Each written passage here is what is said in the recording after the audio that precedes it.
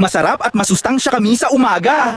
Para sa lakas at sigla sa panibagong umaga. Ngunit sa gabi, lalo na kapag sobra ang pagkain, hindi na ito kasing ganda sa katawan. Tandaan, ang tamang oras at tamang dami ang susi sa kalusugan. Ako ang saging. Nagbibigay ako ng mabilis na enerhiya sa umaga. May natural sugar at potassium ako na tumutulong sa lakas ng katawan mo. Pero sa gabi, baka hindi ako ideal kasi mataas ang natural sugar ko, pwedeng magbigay ng extra energy bago matulog.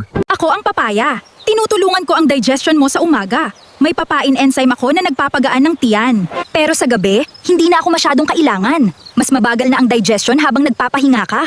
Ako ang mansanas. Puno ako ng fiber at vitamins. Tinutulungan kitang maging energized sa umaga. Pero sa gabi, hinay-hinay lang. Baka mabigat sa tiyan ng sobrang fiber bago matulog.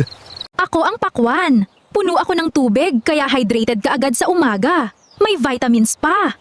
Pero sa gabi, baka mapadalas ang pag-ihi mo at baka maistorbo ang tulog mo. Ako ang kiwi. Maliit pero loaded sa vitamin C. Tulong ako sa energy at digestion sa umaga. Kapag gabi na, hindi na ako masyado ideal kainin. Medyo acidic ako, kaya baka mairita ang tiyan mo pag sobra. Ako naman ang melon. Mayaman ako sa bitamina A at C. Pinapalakas ko ang katawan mo sa umaga.